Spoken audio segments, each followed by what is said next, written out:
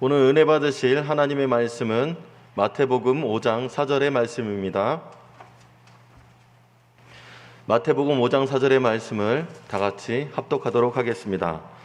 애통하는 자는 복이 있나니 그들이 위로를 받을 것이며. 아멘. 할렐루야. 요즘 제가 어떻게 하면 참된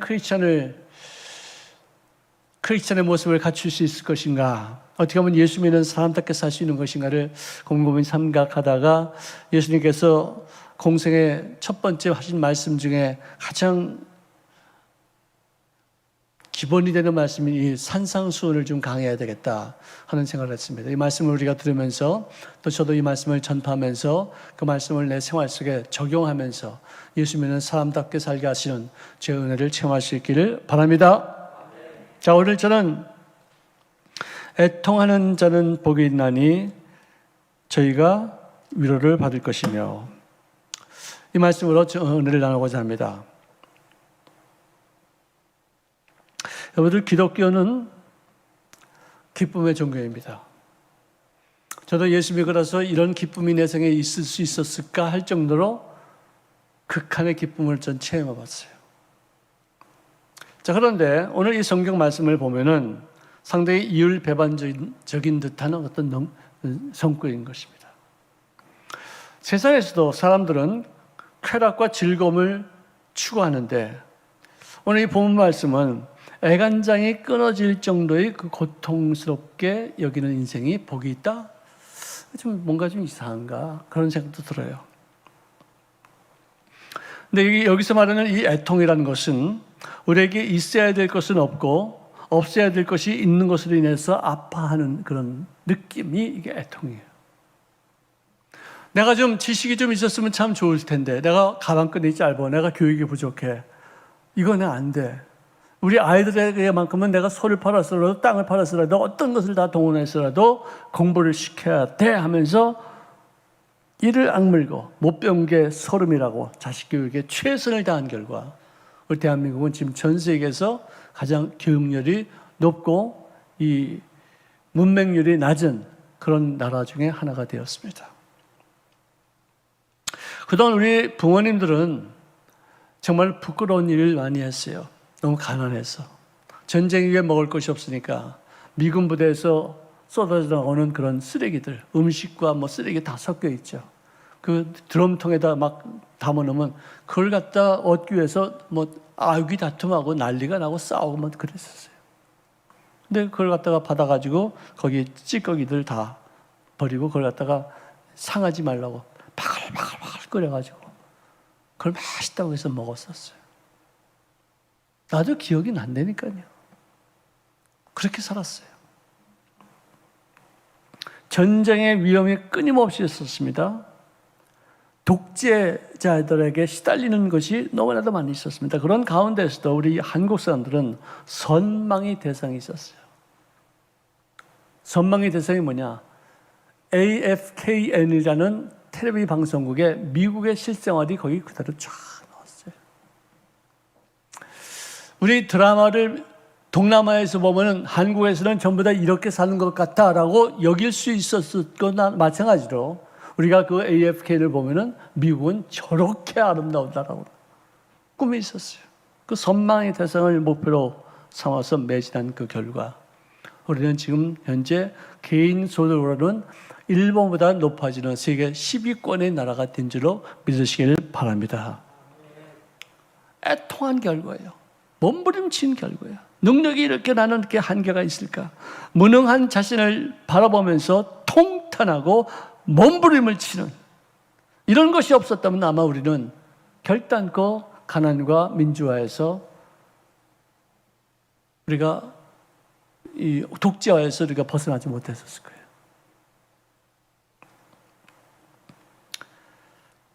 예를 들어 나에게 1,000만 원만 있었더라면, 부모님이 나에게 유산을 좀 이렇게 좀 더 많이 물려줬었더라면, 거기서 통탄해하는 것으로 끝나지 않고 그 애통함을 가지고서 몸부림치면서 하나님의 도움을 청할 때 하나님의 위로하심이 임하게 될 줄로 믿으시기 바랍니다.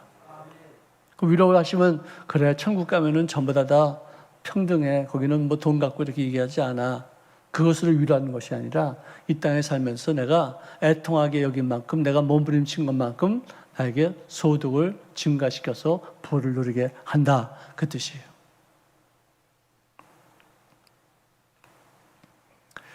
자, 우리가 어떤 목표를 세우고 나서도 그것을 달성하지 못해서 괴로워할 때가 있어요. 우리 인생의 목표는, 우리 인생의 이유는 목표를 추구하는 데 있어요. 뭔가 목표를 세우고 쫓아가는데 거기 가치가 있는 거예요. 목표가 없으면 그 인생은 죽은 인생이에요.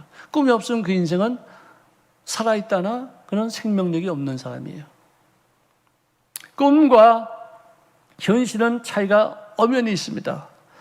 이 현실 속에서 이 꿈을 이루기까지 이 간격을 내 능력으로는 채울 수 없다는 그런 것으로 탄식하면서 보다 더 나은 삶으로, 보다 더 발전적인 모습으로 살려고 애쓰는 그런 마음을 우리가 애통한다고 그래요. 하도 눌려서 지내고 착취당했고 남에게 많은 해코지를 당한 그런 경험이 있기 때문에 그것을 극복하기 위해서 어떤 사람은 남을 밟고서라도 올라서려는 그런 한 맺힌 그런 인생을 살지만 기독교에서는 자기가 맺힌 그 한을 남을 해코지하면서 애통하라고 그렇게 말씀하지 않으셨어요. 능력의 한계를 절감하면서 그래 이게 내 한계야 라고 생각하면서 주저앉는다면 그것은 애통하는 사람이 되지 않아요. 바디메오도 내가 눈 먼 것 같고서 그는 애통했다 이거예요. 그 많은 그 맹인들 중에서 어떻게 하필이면 바디메오 몇 사람 안 돼요. 눈 고침 받은 사람이에요. 특별한 사람이라고 저는 생각해요. 11년 동안 피를 흘리던 여인도 그때 당시에 혈류증 걸린 여인들이 참 많이 있었어요. 근데 이 여인은 예수님의 옷자락만 만져도 되겠다 하는 마음으로 몸부림치고 자기 누워있는 그 상태를 너무나도 싫어한 나머지 여기서 난 벗어나야 돼. 나는 어떻게든지 나는 또 내 인생을 다시 살아야 돼 하는 그런 아찔한 마음이 있었기 때문에 예수님을 만나게 되고 눈을 뜨게 되었어요. 수르브건의 여인도 자기 딸이 귀신 되어서 넘어지고 자빠지고 끊임없이 고통스러워하는데 그래 우리 운명이야 팔자야 니나 나는 그러고도 살자 죽자 이게 아니에요. 멸시를 당하고 개 취급당하고 진짜 이방인으로서 정말 모멸감에 적셔서 막 침 탁 뱉고 돌아오고 싶은 그런 상황인데도 불구하고 끝까지 개들도 주인 밥상에서 떨어지는 부스러기를 먹는 거 아니겠습니까? 부스러기라도 개한테도 주는데 나한테 못 주겠습니까? 딸 좀 고쳐달라고 그렇게 애걸 먹고 나면서 주님을 매달렸더니 결국은 딸을 고치게 되었다는 것을 성경을 통해서 알 수가 있습니다. 성경 고린도후서 7장 10절에 이런 말씀이 있습니다. 하나님의 뜻대로 하는 근심은 후회할 것이 없는 구원에 이르게 하는 회개를 이루는 것이요 세상 근심은 사망을 이루는 것이리라. 근심하는 것, 슬퍼하는 것, 애통하는 것이 하나님의 뜻대로 하는 것이냐 아니면 자기 신세 타령하는 것을 하느냐 아니면 정말로 이 근심 걱정이 그게 그냥 일상이야. 그게 습관이야. 여러분들 걱정하고 근심하고 염려하는 것도요, 그 팔자예요. 하다 보니까 그렇게 되는 거예요. 근데 그걸 갖다 안 하려고 자꾸만 떨쳐버리고 물리치고 믿고 찬송하고 감사하고 더 좋은 일이 있을 것을 믿고 그것이 잘 안 되고 잘 힘들으면 더 몸부림치면서 울며 가슴을 찢어가면서 막 기도하고 이런 것이 우리들이 예수 믿는 사람들의 삶의 태도가 되어야 된다고 성경 기록하고 있는 것입니다. 여러분들 한국에 이 남한의 이렇게 해변가를 가보면요, 옛날에 제가 71년도 그때 스킨스쿠버 할 때는 진짜 아름다웠어요. 지금은 전부 다 황폐화되어 있고 불가사리들만 잔뜩 남아 있어요. 정말 어떻게 다 이렇게 쓰레기 막 던지고 막 난리를 치니까 그렇게 오염이 다 됐어요. 이 불가사리는 정말로 골칫덩어리예요. 그걸 갖다 주워다가 정부에다 갖다 주면 별로 값도 치지를 않아요.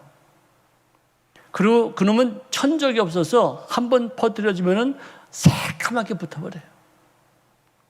그걸 처리할 방법이 없었어요. 그런데 어떤 사람이 이것 때문에 이 골칫덩어리 이거 어떻게 할 것인가 하면서 몸부림치고 이걸 연구하고 이거 갖다가 공부해가지고 전 세계에서 처음으로 불가사리를 통해서 눈이 왔을 때 그 눈을 치울 수 있는 제설제의 원료를 만들게 되었어요. 사람에게 문제의식이 있으니까 이 불가사리를 어떻게 처치할 것인가에 대한 어떤 골똘한 그런 마음, 이걸 어떻게 할 것인가를 갖다 몸부림치면서 연구했기 때문에 그걸 발견하게 되어지고, 제설제를 뿌리면은 한 3분의 1 정도밖에 돈이 들지 않지만 제설제 때문에 도로가 황폐화되어지고 오염이 되어지고 이런 거 따지고 보면은 이 불가사리로 만든, 그리고 이 불가사리를 잡아온 사람들에게 돈을 정부에서 주는 돈보다 더 많이 주거든.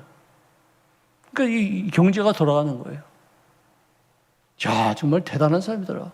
한국 사람이야, 한국 사람들. 한국 사람들이 무서워요. 한국 사람들은 그냥 보고서 그냥 끝나지 않아. 이걸 어떻게 할까? 이게 잘 돌아가, 이게.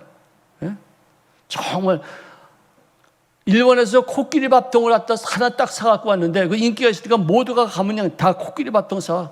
한국 사람들은 야, 좋다고 끝나지 않고, 요거 어떻게 만들었냐? 다 뒤져봐. 다 뜯어봐.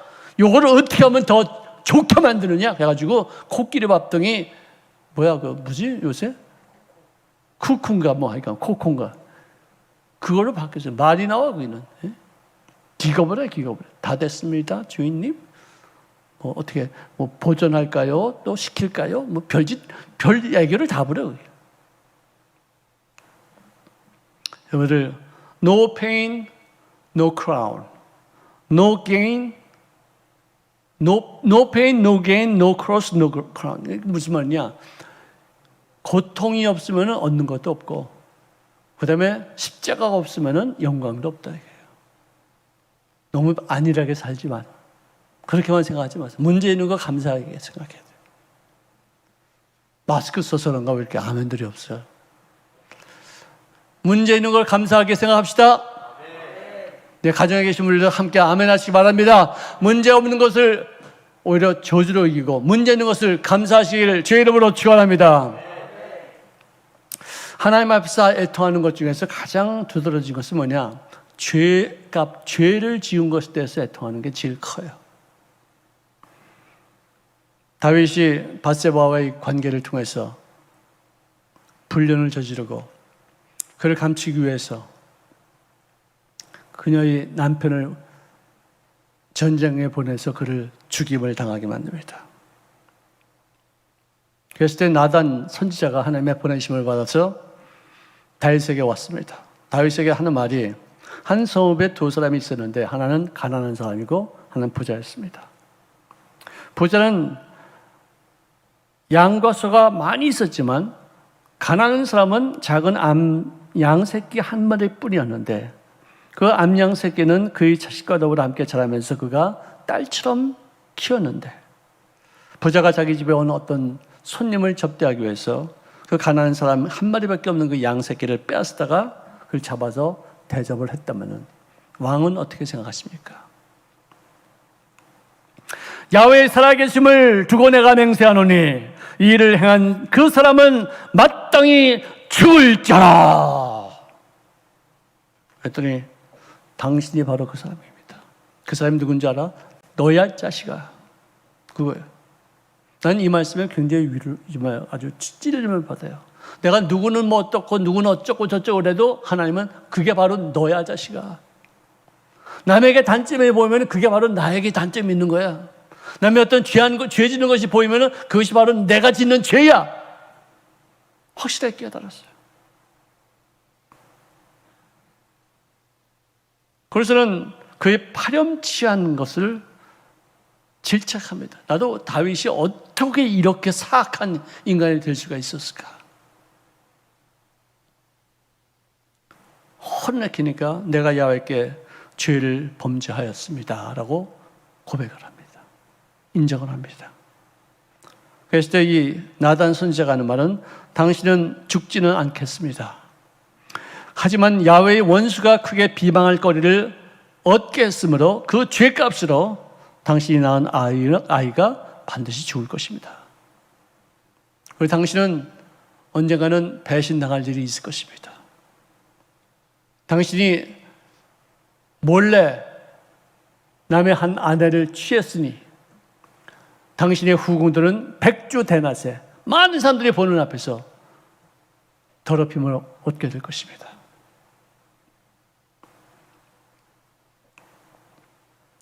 여러분들, 왜 사람들이 하나님이 안 계시다고 이렇게 믿기를 원하는 줄 아세요? 왜 무신론자들이 많은 줄 아세요? 무신론자들은 주로 믿는 것이 진화론입니다. 진화론은 우연히 생긴 거예요. 누가 만들어주면 그 만든 분이 신이 되거든. 신이 있으면 안 돼. 왜? 자기 마음대로 하고 싶어서. 내가 죄를 지어도 나를 벌할 수 있는 신이 없어야 돼. 진화론이 그거예요.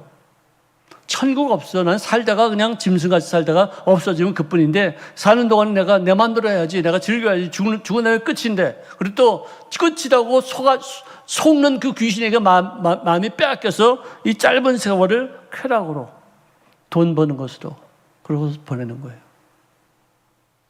절도, 사기, 폭력, 동성애 등 온갖 죄를 지어도 자기를 벌할 수 있는 신이 없다는 그 매력적인 복을 매료되어 있어요. 그들에게는 그게 복음이에요. 하나님이 안 계시다는 게 복음이에요. 예수 믿는 사람들은 죄를 지은 것이 너무나도 괴롭고 고통스러운데, 이 죄 때문에 하나님 앞에 가까이 나가지 못하다가 예수님이 십자가에서 못 박혀 죽으심으로 내가 받을 심판을 그가 대신 받으시고 하나님과 나 사이의 모든 간격을 다 연합하게 하셨다는 사실, 그분이 흘리신 피 때문에 내가 죄를 고백할 때마다, 예수님으로 하나님 앞에 나의 죄를 고할 때마다 나의 몸을 씻겨주신다, 내 마음을 깨끗이 하신다, 나를 구원시켜주신다. 이게 기독교의 복음이지만, 세상의 복음은 야, 네가 죄를 져도 괜찮아, 너 벌할 신이 없어, 살다가 그러고 끝나는 거야. 이게 복음이에요.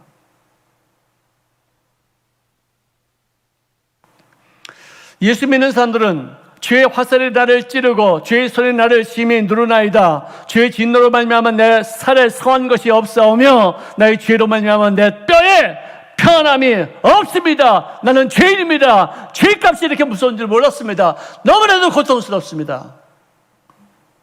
죄를 인식하는 게 예수 믿는 사람들이에요. 그 다음에 이 죄를 인식하면서 통회하고 자복하고 몸을 찢고 가슴을 막 때리는 어떤 그런 것으로 끝나지 아니하고, 주께서는 제사를 기뻐하지 아니하시나니 그렇지 아니하였으면 내가 드렸을 것이다. 주는 번제를 기뻐하지 아니하시나이다. 하나님께서 구하시는 제사는 상한 심령이라. 하나님이여, 상하고 통회하는 마음을 주께서 멸시치 아니하시리이다 하면서 애통하고 죄 때문에 고통받는 것을 너무나도 몸부림치고, 죄에 대한 그런 아픔, 죄에 대해서는 미안함, 죄에 대해서는 어떤 그런 느끼는 그런 고통, 괴로움이 하나님 앞에 나가 낱낱이 고해지고 난 이후에 용서를 원하는 그런 절실한 마음이 이루어지는 거예요. 씻음받는 거예요. 이것은 짐승이 할 수 있는 것이 아니에요. 영적인 존재만이 갖고 있는 것이. 아, 내가 죄를 고백하면 그분이 나의 죄를 씻겨주시는구나 하는 것이 기독교인의 복음이에요. 그래서 이사야는 하나님 앞에 부르심을 받았을 때, 나는 더러운 자입니다. 나는 입술이 더럽고 추한 인생인데 이 중에서 내가 하나님을 보았으니 나는 이제 죽었습니다. 나에게 화가 있도다. 하나님 뵙고 나서 큰 고통이 있었어요. 큰 충격이 있었어요. 애통하면서 부르짖었어요. 그래, 네가 네 입술이 더럽고 추한 것을 네가 아느냐? 천사가 제단의 숯불을 가지고서 그 자신의 더러운 입술을 찢은 후에 너는 이제는 나의 소명을 받아 내가 원하는 삶을 사는 선지자 역할을 감당할지어다. 삶을 감당해야 되는 거예요. 나는 죽는 데까지 가겠습니다. 나는 예수님이 감옥에 가면 난 거기까지 가겠습니다. 나는 절대로 부인하지 않습니다. 누가 다 부인한다 할지라도 나는 주님을 끝까지 따르겠습니다 하면서 호언장담했던 베드로가 계집 조그만 소녀 앞에서 예수님 모른다 부인하고 욕하고 막 저주하고, 그러고 나서는 예수님과의 눈이 딱 부딪혔을 때 그는 바깥에 나가서 심히 통곡했다. 나는 이것밖에 안 되는구나. 옷을 찢고서 막. 나는 어떻게 3년 동안 주님을 따라다니는 그놈이 이렇게까지 배신자가 될 수 있겠느냐. 그래, 나는 자격이 없어. 몸부림치면서 괴로워하면서 저런 절망하면서 나는 업으로 돌아가야 돼. 자신의 무기력함에, 자신의 불충함에, 자신이 정말 배신감에, 스스로가 배신감을 느껴서 회안에 통곡을 하는 것입니다. 이런 사람들이 주님 앞에 쓰임받는 거예요. 바울은 내가 원하는 바 선은 행하지 아니하고 도리어 원하지 아니하는 바 악을 행하는 자기 자신의 모습을 보면서 나는 비참한 인간이로다. 나는 누구든지 나를 구원할 수 있는 그런 존재가 아니로다 하면서 몸부림쳤었어요. 진짜 통에 자복했었어요. 그래서 그는 끝까지 하나님 앞에 쓰임받는 삶을 살게 되었었어요.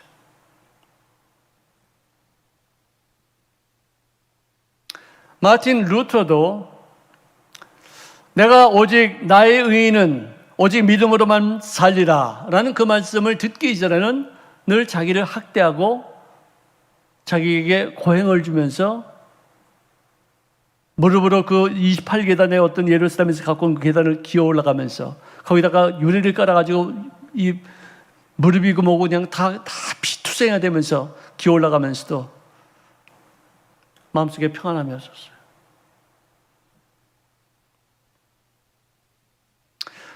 나중에 믿음으로 구원받는다는 사실, 그리스도께서 나를 위해서 십자가에서 못 박혀 죽으셨다는 사실을 믿음으로 구원받는 것이지, 내가 어떤 행위로서 내가 어떤 좋은 일을 많이 했기 때문에 내가 어떤 의롭다는 것, 여김을 받을 수 있는 일들을 했기 때문에 구원받는 것은 아니다라는 것을 깨닫고 나서 그때 이후에 참된 평안을 얻고 그때부터 성서를 해석하는데 정말로 많은 문제점이 있었구나, 교황청에서 말하는 그 면죄부가 필요 없구나 하는 것을 깨닫고 나서 부정부패의 그 로마 교황청을 탈퇴하고 하나님과 개인적인 관계, 하나님과 수직적인 관계로 구원받는다는 사실을 온 천하 만민들에게 선포하면서 개신교를 창립하게 됐었어요. 그것이 탄생되게 됐어요. 성경 말합니다. 우리가 곡을 해도 울지 아니하고 피를 불어도 춤추지 아니하는 이런 병든 심령, 감각이 없는 심령, 흥이 없는 인생들, 애통해야 될 것에는 감각이 없고 근심해야지만 될 일들에 대해 걱정하는 그런 인생들.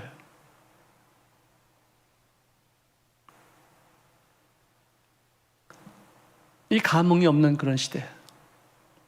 여기를 이 감각이 있다는 것, 아프다는 것, 엄청나게 큰 축복이에요. 감각이 있고 이 아픔을 느낄 수, 통증을 느낄 수 있기 때문에 우리가 지혜로워져 오는 거예요. 통증이 없는 그런 아이들, 뭐 100만 명에 몇 명 되는 아이들이 있어요. 그런 아이들은 전부 다 이렇게 하는 꼴을 보면은 미련퉁이에요. 이빨을 제가 뺀지로 뽑고 뛰어가가지고 다리가 떡 부러졌는데도 이거 흔들쩍 하는 다리를 끌고 가가지고 엄마 나 이거 부러졌어. 조심할 줄도 몰라. 아픔이 없으니까. 통증이 있다는 건 굉장히 큰 축복이에요. 애통할 수 있다는 건 건강한 거예요. 아픔이 없는 것처럼 이 병든 인생이 어디 있겠어요. 너희로 이 근심, 즉 하나님의 뜻대로라는 그 근심이 얼마나 간절하게 하며 얼마나 변증하게 하며 얼마나 분을 내게 하며 얼마나 두려워하게 하며 얼마나 사모하게 하며 얼마나 열심을 내게 하는가. 또 너희가 하나님께서 원하시는 바대로 하는 그 근심 때문에 얼마나 벌하게 하느냐. 너희가 그 일에 대해서 일체 너희 자신의 깨끗함을 나타나지 않았겠느냐. 하나님 앞에 올바른 근심, 올바른 아픔, 올바른 찢어짐, 올바른 애통, 세상적인 것으로 억울해서 슬퍼서 하는 게 아니다. 이것이 얼마나 큰 위로가 되는 것이냐. 왜? 하나님이 역사하시니까. 그래서 성경은요, 현실에 만족해 취하지 아니하는 지속적인 분투를 요구합니다. 아니라고 이제는 감각이 오고 이제는 됐다, 이제는 하얀 길이에요. 계속 앞으로 자기를 자극하면서 자기가 아픔을 줘가면서 또 아픔을 느껴가면서 내 문제로 아픔이 이제는 끝났으면 남의 문제를 갖고도 내가 아파할 줄 아는 그런 사람으로 끊임없이 발전하기를 원하는 거예요. 세상적인 위로와 세상적인 위안은 치료제가 아닙니다. 진통제입니다. 마취제입니다. 죄책감을 덮고 그 죄를 지었다는 것을 잊기 위해서 쾌락을 추구하지만 그 쾌락의 끝은 얼마나 스트레스인지 모르겠어요. 문제는 변하지 않습니다. 쾌락을 취하고 나도 어디 멀리 여행 갔다 와도 문제는 그대로 있어요. 끊임없이 전속합니다. 하나님이 주신 위로는 치료예요. 치료. 변화예요.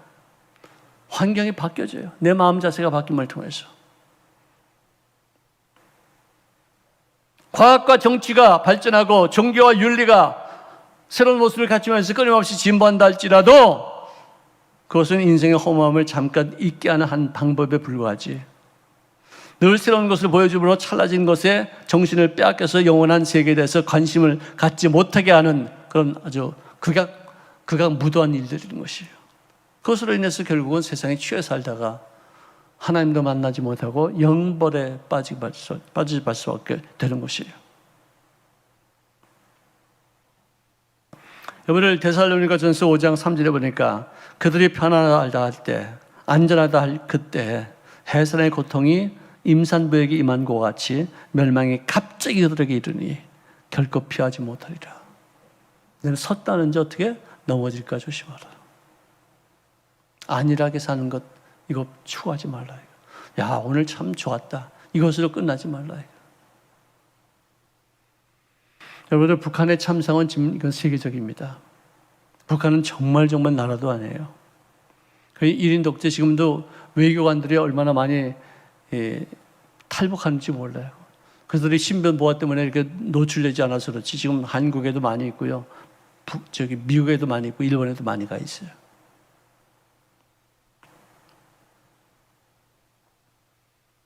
그들이 참상의 독재 때문에 그랬다? 그럴 수도 있겠죠. 우상 숭배 때문에 그랬다? 그럴 수도 있어요. 그 나라는요, 이 김일성 사진이 먼저 들어가야지 이사 들어갈 수 있어요. 그분이 다 보고 있어요. 자기들 일가족, 일주족, 모든 것을 다 보고 있는 그런 세계 속에 살아요. 말 조심해야 되고, 보는 것 조심해야 되고, 귀도 닫아야 되고. 상상을 초월할 그런 나라예요. 세계에서 가장 밑바닥에서 사는 그런 나라인데 이 이유가 뭐냐? 독재냐 우상숭배냐?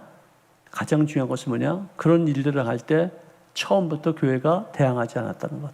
교회가 침묵하고 있었다는 것. 우리 대한민국도요.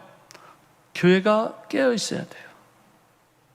나 교회 다니면서 복 받고 은혜 받고 기분 좋고 눌렸던 마음에 근심이 사라지고 이것으로 끝나는 게 아니에요. 교회가 사회에 정말로 필요한 어떤 공동체가 되어져서 세상 사람들이 어떤 의식을 새롭게 할 수 있는 어떤 그런 것을 행해야 되고, 우리 지금도요 코로나 때문에 사람들이 전도 못하니까 지금 버스 안에서 누가 전도한 줄 아세요? 버스 타봤어요? 버스 타보니까 그 카드를 쭉 이렇게 나눠주는데 그 뭔지 아세요? 점쟁이들이. 그 다음에 뭐지? 무당들이요. 요새 세상도 어렵고 힘들고 또 예측이 안 되니까 찾아와서 점치라고. 이거 걔네들이 나눠주고 있어요. 그거 우리가 그거 뺏겨야 되겠어요, 그거? 네? 우리 지금 전도 못해. 아무도 못해. 제가 생각건데 이 마스크는 지금 다 있어요. 근데 마스크는 쓰고 다 버리잖아요. 근데 마스크를 이렇게 거는 이게 거리 같은 거 거기다 우리 교회들 써놓고 전화번호 적어놓고 말씀 하나 이렇게 적어놓고서 주면은 몇십 번 쓸 거 아니에요. 그렇게 해서 우리가 전도를 해야 돼요. 우리는 지금 현재 이 상황을 보고서 우리가 가만히 주저앉는 것이 아니라 앞으로 이 상황이 끝났을 때 그 다음에 우리가 어떻게 해야 될 것인가를 위해서 지금도 우리가 일을 해야 돼. 계획 짜야 돼. 꿈을 그려야 돼. 언제까지 우리가 정부 탓만 하고 언제까지 우리가 코로나만 갖고서 이럴 수가 있을까 저럴 수가, 왜 하나님이 이걸 갖다가 왜 허락하셨을까? 이런 게 아니야. 내가 해야 될 일을 내가 해야지 돼요. 몸부림쳐야죠. 정말 이제는 아주 코로나가 좀 습관돼가지고 교회 안 나가는 게 아주 당연한 것으로 여겨요. 어떤 분은 애통함이 없어요. 그냥 감각이 없어졌어. 감각이. 욕심이 있어야 돼요. 뭔가 꿈이 있어야 돼요. 뭐 의지, 열정이 있어야 돼요. 이럴 때일수록 더. 성령을 우리가 다른 말로 컴포터라고 그래요. 무슨 말이냐면 보혜사라는 뜻이에요. 컴포터는 위로자라는 뜻이에요. 정확하게 말하면 성령이 임하시면 우리가 위로가 돼요. 어떤 일들을 내가 이해할 수 있게 되어지고요. 내가 도저히 납득하기 어려웠던 정말 슬프고 괴롭고 정말 마음이 너무나도 고통스러웠던 일들도 성령님이 임하시면 이해가 돼요. 위로가 돼요. 아, 이러셨구나. 비극적인 현실 가운데에서도 슬픔과 근심과 아픔과 애통이 하나님 중심적인 것이라면 장래의 영광의 그 꿈을 이룰 수 있는 하나의 통로가 되어지게 될 줄로 믿습니다.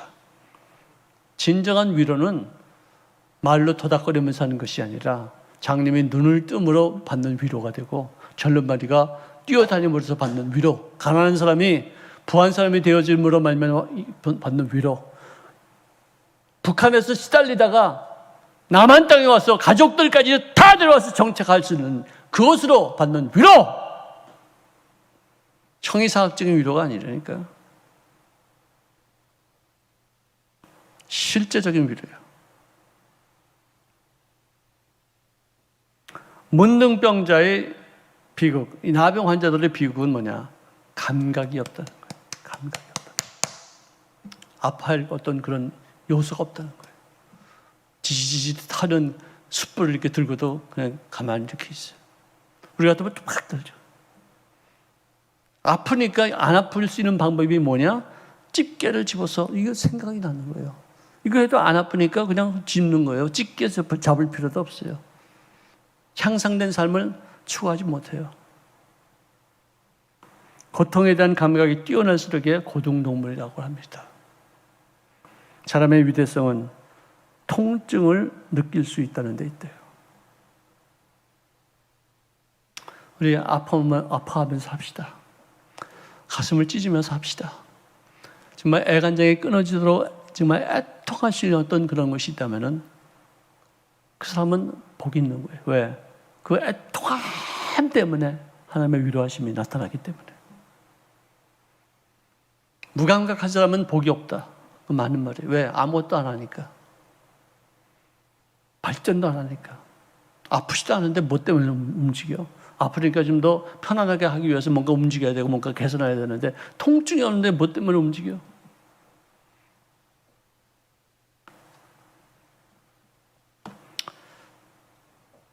어떤 분이 뇌에 어떤 병이 걸렸어요. 집안 식구들도 몰랐대요. 근데 그 사람은 모든 것을 다 잊어버리고 살았었어요. 교회도 왔다 갔다 하고, 직장도 왔다 갔다 하고 했는데 너무나도 아프고 너무 힘들어가지고 병원에 갔더니 병명을 모르는 거예요. 서울대병원에 갔더니 그 병원이 하여간 이름을 잊어버렸는데, 그건 뭐냐면 기억력도 없고, 어떤 뇌하수체가 좀 잘못돼가지고 그런 건데, 이분이 병원에 가가지고 그걸 고쳤어요. 우리가 기도 많이 했죠. 여러분들 이름 되면 아실 거예요. 저한테 전화 왔어요. 목사님 기도 많이 해주셔서 고맙습니다. 이제는 내가 이제서야 기억이 다 나고요. 어저께 것까지도 내가 기억을 못했는데 병원에서 이제는 나를 치료하고 약 주고 또 주사 주는 바람에 이제는 나 기억이 나는데 내가 그저께 내가 병원에 교회 갔더니 이렇게 교회가 텅 비었네. 네? 1년 8개월 동안 9개월 동안 지금 거의 교회가 텅 비었는데 그 사람은 그 교회 다니면서 기억이 하나도 없는 거예요.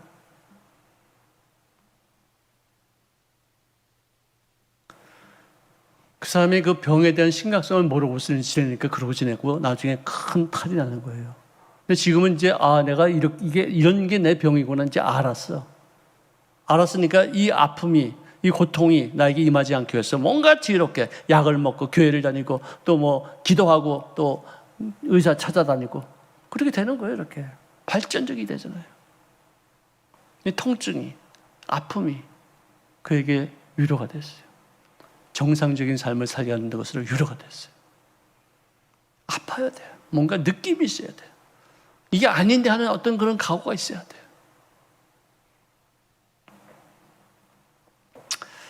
자, 우리가 어떤 상처와 아픔조차도 그걸 주님 앞에 가지고 나와서 이 아픔을 통해 더욱더 개선된 삶을 살 수 있는 방향으로 발걸음이 옮겨진다면 복이 있는 사람인 줄로 믿으시기를 바랍니다.